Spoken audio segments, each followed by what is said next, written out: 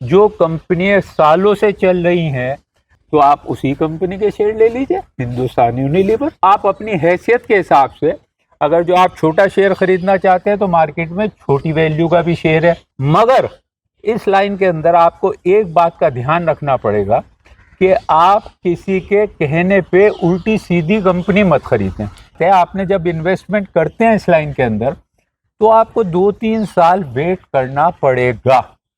नमस्कार, मेरा नाम हैदर अब्बास नकवी है और आप लोग मुझको इस वक्त द स्वतंत्र पर देख रहे हैं। आज हम यहाँ पर हैं, ये पार्क है, ये गार्ड साहब हैं, ये परेशान भी हो गए जब हम लोग आए यहाँ पर कि ये क्यों आए हैं, क्योंकि इस तरह दिल्ली में माहौल चल रहा है, कई जगह रील्स और वीडियो बन रहे हैं जिसमें बच्चे लोग कुछ कर देते हैं। लेकिन हम जो आए हैं वो आपके लिए खबर लेकर आए हैं, क्योंकि जो हमारे दर्शक हैं वो गरीब तबके से आते हैं, वो काम करते हैं, वो रोज़गार की तलाश में होते हैं। तो हमने सोचा कि आज हम आपको ऐसा बनाएं कि आप बड़े लोगों की क्या हिस्सेदारी हो सकती है, यानी कि जो बड़े बिजनेसमैन हैं उनके साथ क्या आप हिस्सेदारी रहती हैं। उसी के चलते आज हम आपकी मुलाकात एक ऐसे शख्स से कराएंगे जिसको आप शेरों का भाईजी भी कह सकते हैं, शेरों का गुरु भी कह सकते हैं। और सबसे बड़ी खासियत ये है कि आज तक, जी हाँ, 2025 तक उनको शेयर मार्केट में कभी घाटा नहीं हुआ।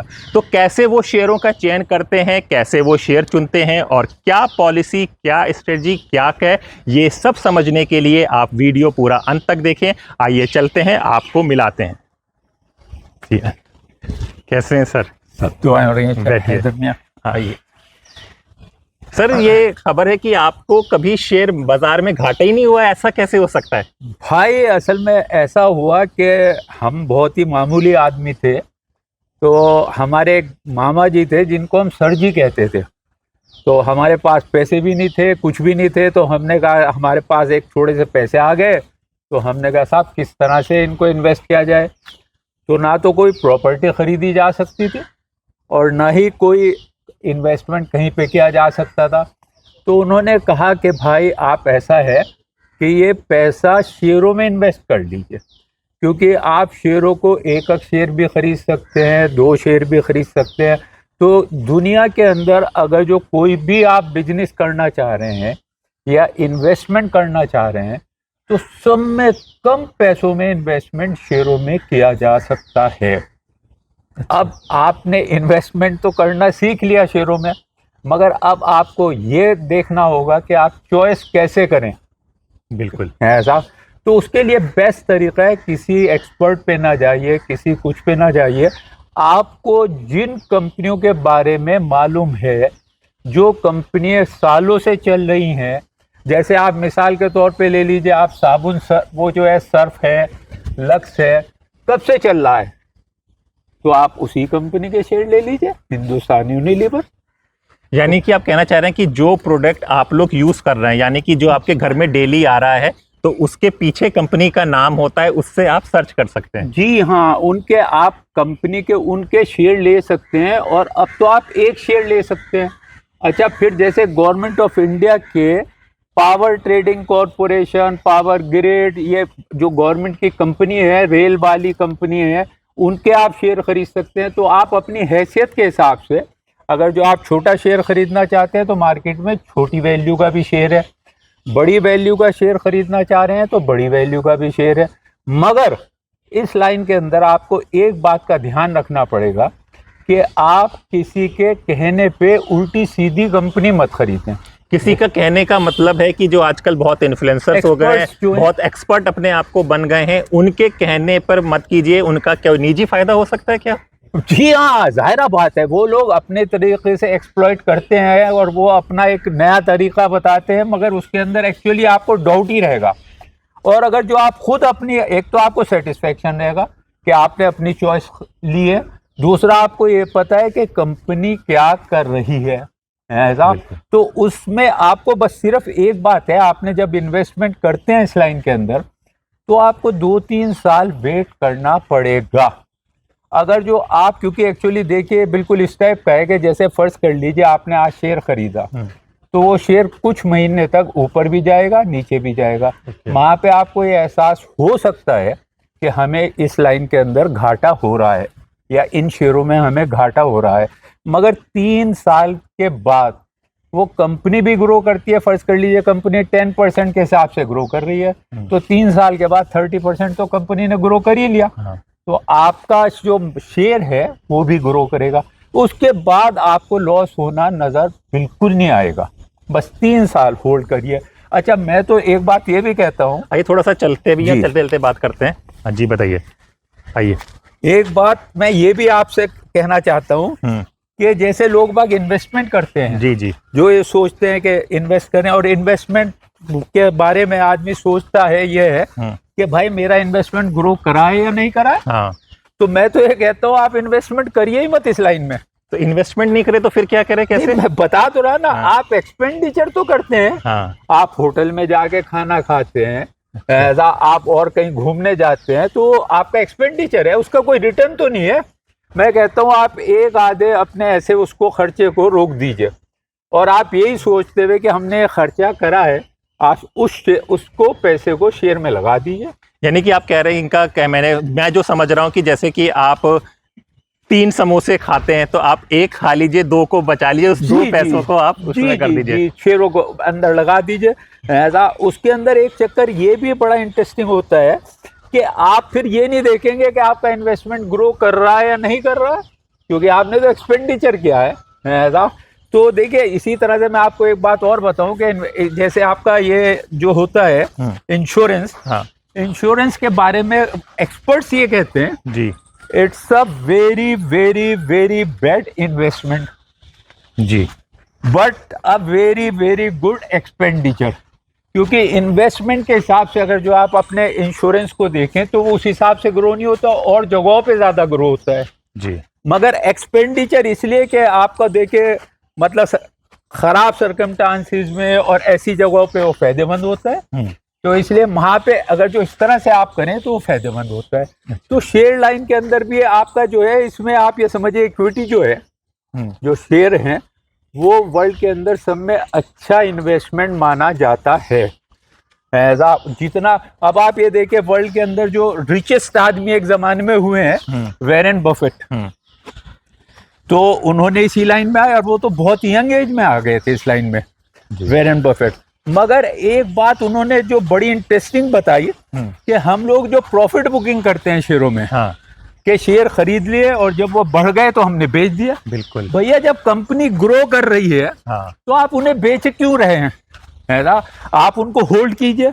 और देखिए, अब जितने भी बड़ी बड़ी कंपनीज हैं, टाटाज ले लीजिए, अंबानीज ले लीजिए, अडानीज ले लीजिए, वो अपने जो उनके जो शेयर हैं वो बेच थोड़ा ही रहे हैं रोज, वो तो अपने कंपनी के शेयरों को होल्ड करे में है, और कंपनी ग्रो करे जा रही है। तो आप भी उनके पार्टनर बनिए, आप भी उनके साथ रहिए, और आप भी अपने शेयरों को होल्ड कीजिए, तो आपके साथ साथ वो शेयर भी ग्रो करेंगे। तो आप ये बताइए कि आप जब किसी शेयर को सिलेक्ट करते हैं तो उसके पीछे क्या क्राइटेरिया देखते हैं, या ये कि जल्दी इसको बेच देंगे? कंपनी के अंदर क्या क्या चीज़ें देखनी चाहिए एक साधारण नॉर्मल निवेशक को? क्योंकि हमारी जो ऑडियंस है वो थोड़ा अमीर तबके से नहीं आती है, उसकी जानकारी कम है, तो वो किस तरह से सिलेक्ट करे कि जिससे उसको लंबे समय तक चल सके? नहीं, मैं तो खुद ही कॉमन मैन हूँ, मैं तो खुद ही आपसे ये कह रहा हूँ कि आप सेलेक्ट उस तरह से करिए कि जो मासेस यूज कर रही हैं जिन चीज़ों को। अब जैसे खाने के आइटम हैं, जैसे पहनने के आइटम हैं, उनसे जो जुड़ी हुई कंपनी हैं, आप उनके ऊपर अगर जो पैसा लगाते हैं तो क्योंकि वो कंटिन्यूटी में चल रही हैं तो आपको लॉस नहीं होगा, उनकी सेल्स भी आ रही है, सब कुछ आ रहा है। मतलब आप किसी ऐसे नए प्रोजेक्ट पे नहीं जहाँ पे आदमी चांस ले रहा है। तो आप, क्योंकि आप नए इन्वेस्टर हैं, कॉमन मैन है, आम आदमी है, तो आप ये समझिए कि आप अपने अंदर रिस्क ना लीजिए। अच्छी कंपनी जो चल रही हैं, सालों से चल रही हैं, अब टाटा ग्रुप है, कब से खड़ा है, ऐसा जो और मतलब गवर्नमेंट की कंपनी है, कब से हैं, तो उस कंपनी में आप इन्वेस्ट कीजिए, मगर आपको 2-3 साल रुकना पड़ेगा, और आप अपने इन्वेस्टमेंट को इन्वेस्टमेंट ही रखिए, ट्रेडर ना बनिए। ट्रेडर मतलब कि जो डेली का खरीदते हैं बेचते हैं, वो डेली का कह लीजिए, या जो आपका प्रॉफिट जैसे ही हुआ शेयरों के अंदर फौरन बेच देते हैं, वो भी एक टाइप के ट्रेडर्स ही हैं। क्योंकि शेयर जब ग्रो कर रहा है तो उसको आप बेचने की जरूरत ही नहीं है आपको, आप उसके साथ साथ ग्रो कर रहे हैं, कंपनी ग्रो कर रही है, आप ग्रो कर रहे हैं। मेरा तो कहना यह है कि अगर जो कोई आदमी 21 साल की उम्र में 1000-2000 रुपए महीना भी इन्वेस्टमेंट करना शुरू कर दे, तो उसको आप ये समझिए, अब उसने करा तो एक्सपेंडिचर, मगर उसको 50-60 साल की एज के अंदर अपने जितने भी उसके जिंदगी के कमाए हुए एसेट्स हैं उनकी जरूरत नहीं। अच्छा, बस सिर्फ शेयरों से ऐसा वो पूरी दुनिया घूम सकता है, पूरा एंजॉय कर सकता है, वो अपने एसेट अपने बच्चों को ट्रांसफर कर दे और उसके बाद भी इतना पैसा बचेगा कि वो अपने बच्चों को दे सके। ये फेस वैल्यू, डिविडेंड, ये सबको भी थोड़ा सा समझा दीजिए लोगों को।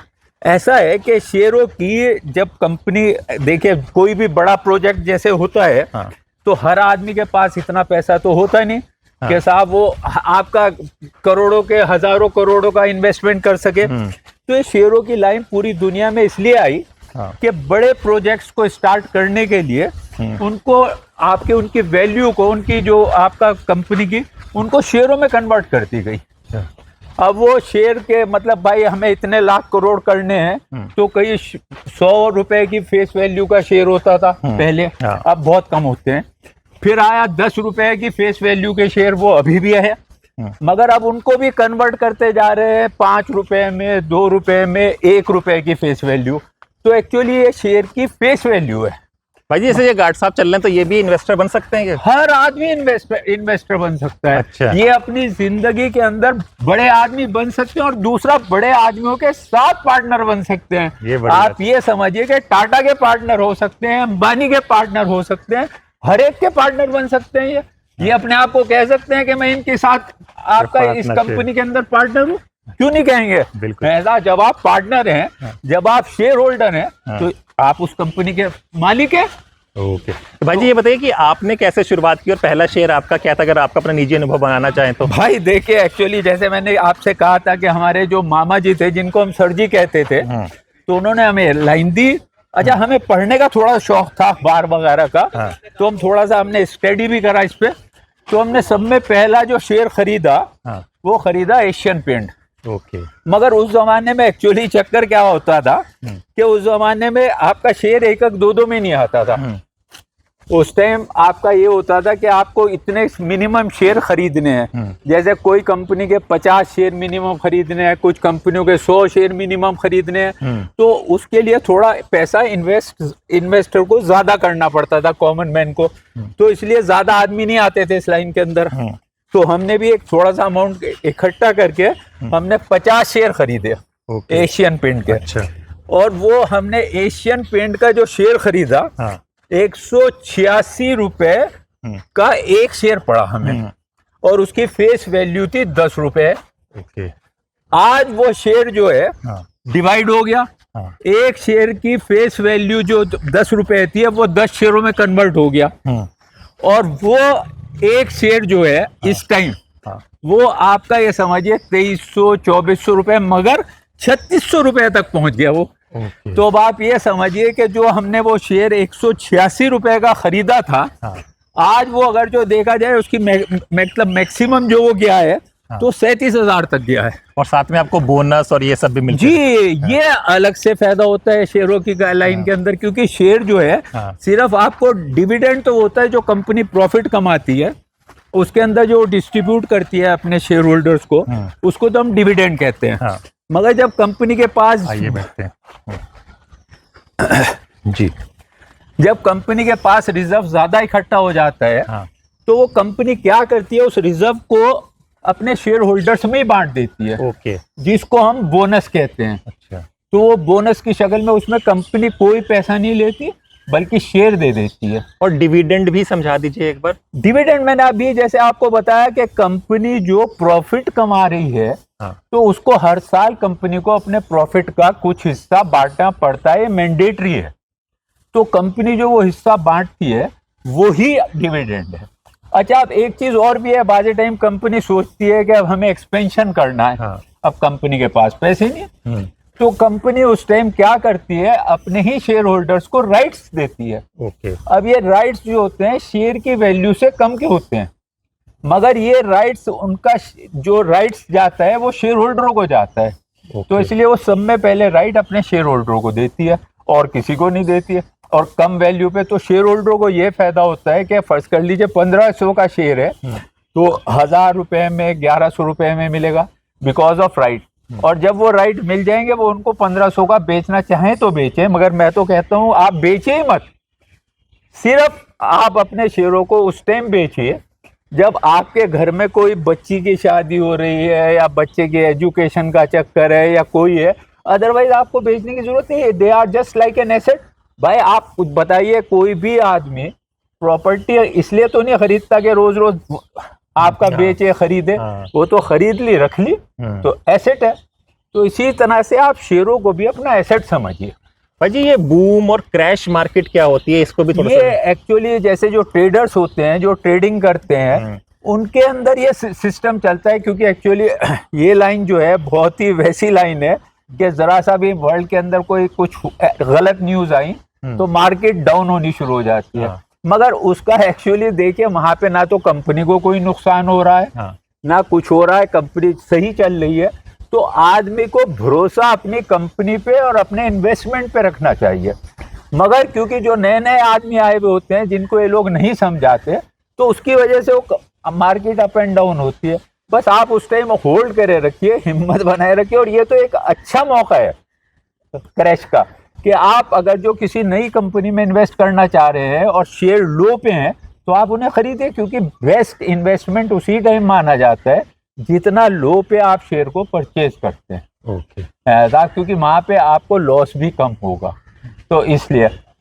तो आप कोई शेयर खरीदते हैं तो उसमें क्या देखते हैं, फिर एक बार सिंपल सी भाषा में समझा दीजिए। अगर कोई इंसान खरीदना चाहे तो वो क्या चीज देखे और कैसे कैसे खरीदे? एक तो मैं ये देखता हूँ कि वो जो कंपनी है उस जो कुछ भी प्रोडक्ट बना रही है या जो कुछ भी वो प्रोडक्ट की लाइफ है, वो प्रोडक्ट चलेगा, ऐसा अभी खत्म होने वाला नहीं। अभी जैसे आपका ये समझिए तेल कंपनी है, मैं कहता हूँ अभी तेल कंपनी कुछ साल चलेंगी, मगर क्योंकि अब इलेक्ट्रिक आ गया है और नई रिसोर्सेज आ गए हैं, रिन्यूएबल रिसोर्सेज आ गई हैं, तो इसलिए तेल कंपनियों के अब जैसे तेल की जो गाड़ियाँ गुड़ी हैं वो ख़त्म होती जा रही हैं। अब अगर जो आप इनके शेयरों के ऊपर लगे रहेंगे तो आपको इतना प्रॉफिट नहीं होगा। फिलहाल हो रहा है मगर इतना नहीं होगा जितना इन नई टेक्नोलॉजी के उन पे होगा। तो एक तो आप ये समझिए कि आप जो भी कंपनी खरीद रहे हैं उसकी लॉन्ग लाइफ है या नहीं, उसके प्रोडक्ट की वो बिक रहा है मार्केट में नहीं बिक रहा है, या उसकी मतलब चलेगी या नहीं चलेगी। तो एक तो आप ये करिए। एक आप ये देखिए कि उस कंपनी के आप अच्छी तरह से उसको जानते हैं या नहीं जानते हैं, क्योंकि अननोन कंपनी है, आपको पता ही कुछ नहीं है उसके बारे में, तो आप उसके अंदर इन्वेस्टमेंट तो कर लिया आपने, मगर आपको ना तो ये पता कि आपकी कंपनी प्रोडक्ट क्या बना रही है, ना आपको ये पता कि उसके अंदर हो क्या रहा है। तो इसलिए वहां पे रिस्की रहता है। ओके जी। तो भाई जी कुछ जाते जाते कुछ एक दो शेयर तो बता ही दीजिए हमारे दर्शकों की, कौन सा ले सकता है क्या नहीं लगता। भैया देखिए इसमें निजी स्वार्थ कोई आपका ना हो। नहीं, बिल्कुल नहीं। तो मैं आपको एक बात बताता हूँ, इस लाइन के अंदर बेस्ट तरीका है, इसको हम आपका उसमें बांटते हैं, जैसे आपका एक कंज्यूमर वो हो गया या आईटी इंडस्ट्रीज हो गई, तो ये अलग अलग सेक्टर्स हैं। तो मैं आपसे कहूँगा कि डाइवर्सिफाई कीजिए अपने इन्वेस्टमेंट को। आप एफएमसीजी ग्रुप में भी आइए, आप इसके अंदर भी आइए, आईटी ग्रुप में भी आइए, आप कार के ऑटोमोबाइल्स में भी आइए, आप फैशन उसमें भी आइए, आप जो है बड़ी बड़ी कंपनी मॉल्स वगैरह हैं इनमें भी आइए। तो अपने आप सेक्टर्स चूज कीजिए। और एक आप कहा जाता है कि never put your eggs in one basket, तो इसलिए आप अपने इन्वेस्टमेंट को छोटा छोटा करके ज़्यादा कंपनियों के अंदर रखिए। तो अगर जो किसी कंपनी के साथ कोई ऐसा हो भी गया तो उसमें आपको ज़्यादा लॉस भी नहीं होगा। तो एक ये भी इसके अंदर कहा जाता है कि never put your eggs in one basket. तो इसलिए आप जैसे आपका आईटी है, कंज्यूमर है, अब आईटी के अंदर इन्फोसिस है, विप्रो है, एचसीएल है, कई कंपनी है ये जो टेक्नोलॉजी वाली हैं। फिर आपका जैसे कंस्ट्रक्शन आपका वो है एल&टी है, सीमेंट कंपनीज हैं, तो आप इनके अंदर भी इन्वेस्ट कर सकते हैं। तो बड़ी कंपनीज है, मगर इनके जिनके बड़ी कंपनीज के शेयर ज्यादा हैं, क्योंकि जैसे एक आम आदमी वो महंगा शेयर नहीं खरीद सकता। एमआरएफ का जो शेयर है वो तकरीबन 1.5 लाख का है। अब आम आदमी तो सोचेगा 1.5 लाख लगा, मगर ऐसी भी कंपनी है, अब जैसे नेशनल हाइड्रो पावर कॉरपोरेशन, इनके शेयर कम के हैं, तो ऐसी भी गवर्नमेंट की कंपनी है, कम वैल्यू के शेयर हैं, मगर वो डिविडेंड भी दे रही हैं और अच्छी कंपनी है। इनको आपको थोड़ा सा आप पढ़ते रहें, थोड़ा सा भी पढ़ लें आप और इस पे इन्वेस्टमेंट करें, तो ऊपर वाले ने चाह 100% आपकी फैमिली के लिए जबरदस्त वैल्यू देके जाएंगे। तो भाई जी आप मतलब कि अगर कोई बच्चा नया पैदा होता है तो उसका एक डीमैट अकाउंट माइनर का खोल ले, आप ये कह रहे हैं? ये भी कर सकते हैं आप, बिल्कुल कर सकते हैं ऐसा, अगर जो आप खोलना चाह रहे हैं। मगर ये मैं आपसे एक बात ये भी कहूंगा कि कोशिश यही कीजिए कि आपकी फैमिली के अंदर जितने भी एलिजिबल आदमी हैं वो अपने अपने अकाउंट्स खोलें और अपना अपना इन्वेस्टमेंट करें, ये बहुत ज़रूरी है। आज के दौर में तो बहुत ही ज़रूरी है। जैसे अभी तक झुग्गी झोपड़ियां हटाई जा रही हैं, ये सब किया जा रहा है, तो आपके पास छत भी नहीं है जी, लेकिन छत के साथ अगर आपका एक इन्वेस्टमेंट होता तो आज आपको ये सोचने की ज़रूरत नहीं होती। आपके पास इतने पैसे होते तो आप कम से कम किराया, मंथली किराया, सब चीज़ों पर जी सकते, सब काम कर सकते। उनका एक्चुअली बहुत सी कंपनियों का तो डिविडेंड, अब देखिए मैं ही हूँ, मेरी जो जिंदगी चल रही है मेरी कंपनियों के डिविडेंड से चल रही है। उन पे जो बोनस आ रहा है या जो उनके शेयरों की वैल्यू बढ़ रही है उसका मुझे कोई लेना देना नहीं। ऐसा that is for my family, for their future. ऐसा मेरा काम तो मेरे डिविडेंड्स में हो जा, मगर ये मैं कहूँगा कि एक दिन में डिविडेंड नहीं आना शुरू हो जाता इतना, तो उसके लिए आपको टाइम, तो इसलिए मैं यही कहता हूँ कि आप जितनी अर्ली इस लाइन में आएंगे और ट्राई टू बी इन्वेस्टर, ये मैं बार बार कहूँगा, इन्वेस्टर बनिए, इंडिया भी ग्रो करेगा अगर जो आप इन्वेस्टर रहेंगे। क्योंकि ट्रेडर्स जो हैं वहाँ तो आपको लॉस क्या कह रहा है, हर मजहब कह रहा है कि जुआ ना खेलो, सट्टा ना खेलो, अब फिर भी लोग बाग लग रहे हैं इस लाइन के अंदर। तो जब मजहब ही मना कर रहा है कि आप जुआ ना करो, सट्टा ना करो, तो आप इन्वेस्टर बन जाओ।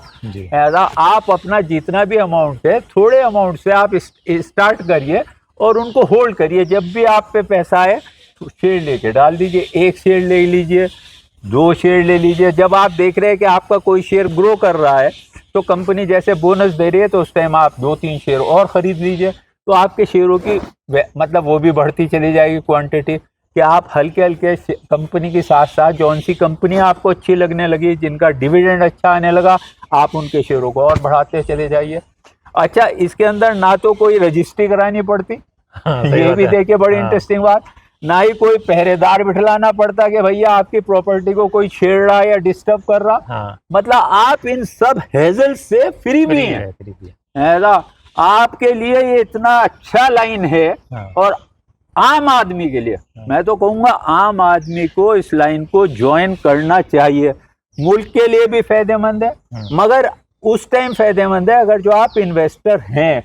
अगर जो आप ट्रेडर हैं तो आप अपनी मार्केट को अप एंड डाउन ही करते रहेंगे। मगर अगर जो हमारे मुल्क में इन्वेस्टर ज़्यादा बन गए, हर आदमी इन्वेस्टर बन गया, तो मैं ये कहता हूँ कि हमारा जो सुनहरा टाइम है वो आ गया, अगर जो आज से ये काम कर लें। भाई जी हमारा चैनल सब गवर्नमेंट ऑफिशियल भी देखते हैं, नेता भी देखते हैं, तो कुछ कहना चाहेंगे आप? भैया मैं तो उनसे थोड़ा सा यही राय करूंगा कि आप आम आदमी के बारे में ज़रूर सोचिए। और एक मैं कंपनी वालों से भी ये कहूँगा, जो आपके रिटेल इन्वेस्टर हैं और लॉन्ग टर्म इन्वेस्टर हैं, आप उनको भी चांस दीजिए डायरेक्टर बनने का, उन्हें भी मौका दीजिए कि आपके साथ वो आपको और कुछ सजेशन दे सकें कि मतलब आपका जो छोटा इन्वेस्टर है उसकी क्या प्रॉब्लम्स हैं। क्योंकि एक्चुअली जो डायरेक्टर्स जो सेलेक्ट किए जाते हैं वो अपने अपने उस पर, तो आम आदमी को ये इम्पोर्टेंस नहीं दी जा रही है। अगर जो आम आदमी को थोड़ी सी इम्पोर्टेंस दी जाए तो उसको इंटरेस्ट भी बढ़ेगा। क्योंकि जितना आप देखिए, आम आदमी की बात कर रहे हैं, आम पार्टी की तो बात नहीं कर रहे। नहीं, मैं आम पार्टी की बिल्कुल बात नहीं कर रहा, मैं तो आम आदमी खुद हूँ ऐसा, और आम आदमी ही की बात कर रहा हूँ मैं। बल्कि आप ये समझिए मैं तो सिंगल पर्सन हूँ, मैं तो दुनिया के सब आदमियों को अपना भाई बहन समझता हूँ। जो मेरे से बड़े हैं वो समझ लीजिए थोड़े से बड़े हैं, अदरवाइज जितने भी छोटे हैं मेरे छोटे हैं। तो मैं तो इसलिए आप लोगों को बिल्कुल सही एडवाइस दे रहा, और जाते वक्त मैं झूठ भी नहीं बोलूँगा क्योंकि अब तो आप ये समझिए कि एज भी ऐसी हो गई। तो इसलिए मैं आपसे रिक्वेस्ट यही करूँगा कि आप ट्राई करके देखिए। डीमैट के ऊपर ज़्यादा खर्चा नहीं आता, कुछ कंपनी तो फ्री डीमैट है, जो आप शेयर खरीदने के लिए आपको डीमैट अकाउंट खुलवाना पड़ता है। इसके अंदर 3 चीज़ें ज़रूरी होती हैं, एक तो आपका फोटोग्राफ, एक ये पैन कार्ड और आधार कार्ड, और एक आपका बैंक अकाउंट। इन 3 चीज़ों से आप खुलवा सकते हैं अपना डीमैट अकाउंट, और उसमें कोई खर्चा नहीं होता, कुछ नहीं होता। बस सिर्फ आप जब शेयर खरीदते हैं तो शेयरों की कॉस्ट आपसे लेते हैं। जितने शेयर खरीद रहे हैं, आप फर्ज कर लीजिए 20 रुपए का शेयर खरीद रहे, आप 100 रुपए का शेयर खरीद रहे, आप 1000 का शेयर खरीद रहे, बस आप वो इन्वेस्ट कीजिए और उनको होल्ड कीजिए। जब तक कंपनी है, जब तक आप हैं, वो शेयर है। जी हाँ, जब तक कंपनी है तब तक आप हैं, शेयर हैं। तो हमारे साथ पे बहुत बहुत शुक्रिया, आपने हमें साहब, वक्त शुक्रिया। दिया। आपका भी बहुत बहुत शुक्रिया साहब, आपने मुझे नहीं, आपकी बात से हमारे दर्शकों को अगर फायदा होगा तो बहुत है। तो इन्होंने बताया तो हमें लगा कि एक अनुभव, एक ऐसी चीज़ आपके साथ ज़रूर शेयर करनी चाहिए, क्योंकि जो स्वतंत्र का यही बात है कि आम आदमी की आवाज़, गरीब की आवाज़, और गरीब को किस तरह से कुछ लाभ और कुछ फ़ायदा हो जाए, तो यही हम लोग चाहते हैं। तो इसी के चलते आज हम लोग ने आपको भाई जी से मुलाकात की। ऐसे ही शख्स से, ऐसे ही लोगों से, ऐसी संस्थाओं से भी आपकी बराबर मुलाकात होती रहेगी। तो अपने दोस्त हैदर अब्बास नकवी को इजाज़त दीजिए, फिर होगी मुलाकात किसी गरीब की आवाज़ के साथ। तब तक के लिए नमस्कार।